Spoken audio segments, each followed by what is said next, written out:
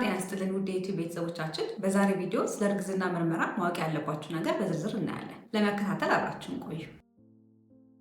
የእርግዝና ምርመራ ነፍሰ ጡር መሆኑንና አለመሆኑን ለመለየት የሚያስችል ቀላልና አስተማማኝ ዘዴ ነው። የሚከናወነው ኤችሲጂ የተባለውን ሆርሞን በመለካት ሲሆን እነዚህም ባህሪያት አሉት። የመጀመሪያው ይህ ሆርሞን መመረት የሚጀምረው የዳበረ እንቁላል ማህፀን ውስጥ ሲጣበቅ ሲሆን ይህም ጽንስ ከተፈጠረ ከ6 እስከ 10 ባሉት ቀናት ውስጥ ይከናወናል።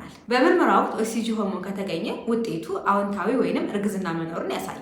የሆርሞን መጠን ካልተገኘ ደግሞ ውጤቱ አሉታዊ ወይም ኔጌቲቭ የሚሆን ሲሆን ይሄ እርግዝና እንደሌለ ያሳያል። እዚህ ላይ ልብ ሊሉት የሚገባ ነገር ምርመራውን በጣም ቀድሞ ካደረጉት የኤችሲጂ ሆርሞን ለምርመራ መሳሪያው ገና በቂ ደረጃ ላይ ላይደርስ ይችላል። በዚህ ምክንያት እርጉዝ ሆኖ ሳለ ውጤቱ አሉታዊ ወይንም ፎልስ ኔጌቲቭ የምንለው ሊሆን ስለሚችል የወር አበባው ከቀረ ከጥቂት ቀናት በኋላ ምርመራውን ማድረግ ይመረጣል። ሁለት አይነት የእርግዝና ምርመራ አይነት ያሉ ሲሆኑ የሽንትና የደም ምርመራ ናቸው። ሁለቱም የኤችሲጂ ሆርሞንን ለመለየት የሚያስችሉ ሲሆኑ አሰራራቸውና እርግዝናን ቀድሞ የመለየት አቅማቸው ይለያያል። የመጀመሪያ የሽንት ምርመራ ሲሆን ይህም በቤት ውስጥ ወይንም በጤና ተቋም ሊሰራ ይችላል። እኚህ በቤት ውስጥ የሚደረጉ ምርመራዎች በጣም ቀላል ሲሆኑ ትክክለኛው መመሪያ ተከትለው ከተሰሩ 99% ያህል ትክክለኛ ውጤት ይሰጣሉ። እነዚህን የቤት ውስጥ ምርመራዎች ሲያደርጉ ትክክለኛውን ለመጨመር የሚከተሉትን ነገር ማድረግ ይችላሉ። የመጀመሪያው ምርመራውን ከማድረጉ በፊት የወር አበባ እስኪቀር ድረስ ይታገሱ። ሁለተኛው የኤችሲጂ ሆርሞን በጣም ተከማችቶ የሚገኘው ጠዋት ላይ ስለሆነ ምርመራውን የጠዋት ሽንት ተጠቅሞ ያደርጉት።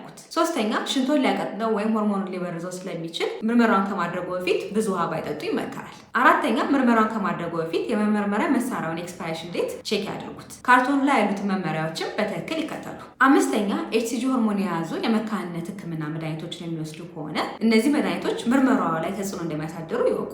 ሁለተኛው ምርመራ የደም ምርመራ። ይህ ምርመራ የሚከናወነው በጤና ባለሙያ ሲሆን የደም ናሙናም ያስፈልገዋል። ይህ ምርመራ በአንጻሩ ውድ ቢሆንም እርግዝናን ግን ቀድሞ የመለየት አቅም አለው። በዚህ ምክንያት ጽንስ ከተፈጠረ ከ7 እስከ 10 ባሉት ቀናት ውስጥ እርግዝናን ሊለይልን ይችላል። ከሽንት ምርመራ በተለየ መልኩ የደም ምርመራ የሚከተሉትን ጥቅሞችም ይሰጣል። የመጀመሪያው በደም ውስጥ የሚገኘው የኤችሲጂ ሆርሞን መጠን በትክክል መጠኑን ለማወቅ ያስችለናል። ሁለተኛ ሐኪሙ የጽንሱን የጤና ሁኔታ በቅርብ ለመከታተልና የተለያዩ ውስብስብ ችግሮች ካሉ ቀድሞ ለማወቅ ይረዳዋል። የመጨረሻው ጽንሱ የተለየ ድጋፍ የሚያስፈልገው ከሆነ በጊዜ የሚደረጉ ሕክምናዎች እንዲደረጉ ውሳኔ ለመወሰን ያስችላል። ስለዚህ የወር አበባ ከቀረ፣ የእርግዝና ምልክት የሚታይቦት ከሆነ፣ የሚወስዱት የእርግዝና መከላከያ መድኃኒት ሳይሰራ ቀርቷል የሚል ስጋት ካለዎት እና የተወሰኑ ጠንከር ያሉ መድኃኒቶችንና ሕክምናዎች ከማድረጉ በፊት ምርመራውን ቢያደርጉ ይመከራል።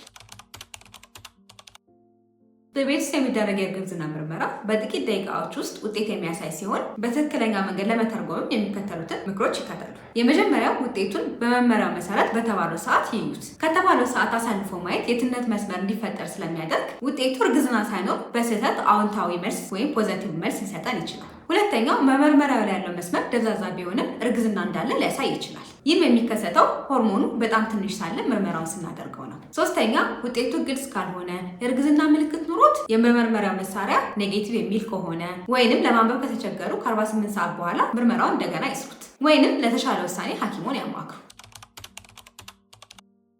እነዚህ ምርመራዎች አብዛኛውን ጊዜ ትክክለኛ ውጤት ቢያሳዩ አልፎ አልፎ ግን የተሳሳተ ውጤት ሊያመጡ ይችላሉ። ከነዚህ መካከል የሐሰት ኔጌቲቭ እና የሐሰት ፖዚቲቭ ውጤቶችን ሊያመጣ ይችላል። አብዛኛውን ጊዜ የሚከሰተው ግን የሐሰት ኔጌቲቭ የምንለው ነው። የሐሰት ኔጌቲቭ የምንለው ውጤት እርግዝና ኖሮ የምርመራ መሳሪያው ግን እርግዝና የለም የሚል ከሆነ ይህን የሐሰት ኔጌቲቭ እንለዋለን። ይህም የሚከሰተው ሰውነቱ በቂ የሆነ የኤችሲጂ ሆርሞን ገና ሳያመርት ምርመራውን ከሰራ ነው፣ ሽንቶ ከቀጠነ፣ ውጤቱን ሲያነቡት ከተባለው ደቂቃ በፊት ቀድሞ ካነበቡት እና አንዳንድ የመረጋጊያ ወይንም ትራንኮናይዘርስ እና የሚጥል በሽታ መድኃኒቶችን የምንወስድ ከሆነ ይህን የተሳሳተ ፎልስ ኔጌቲቭ ውጤት ሊያመጣብን ይችላል። ሌላኛው ውጤት የውሸት ፖዘቲቭ የምንለው ውጤት ሲሆን ይህም እርግዝና ሳይኖር ውጤቱ እርግዝና አለ የሚል ከሆነ ነው። ይህንንም የሚያስከትሉ ነገሮች ኬሚካል እርግዝና ወይንም እርግዝና እንደተፈጠረ ወዲያውን ሲቋረጥ፣ ከማህፀን ውጭ እርግዝና ሲኖር፣ የማረጥ እድሜ ላይ ከደረሱ እና አንዳንድ የቁጥጥር ችግሮች ካለቦት ይሄ ውጤት ሊመጣ ይችላል። እዚህ ላይ ልብ ሊሉት የሚገባ ነገር የውሸት ፖዘቲቭ ውጤት አግኝተው የተጋነኑ ምልክቶች የሚታዩቦት ከሆነ ሐኪሞችን ማማከር ይኖርቦታል። በዚህ ዙሪያ ጥያቄ ካሉት ኮሜንቴሽን ላይ ያስቀምጡልን። የማህፀንና ጽንስ ስፔሻሊስት ሐኪሞችን ለማማከር የዊኬር የስልክ መተግበሪያን አውርደው ማማከር ይችላሉ።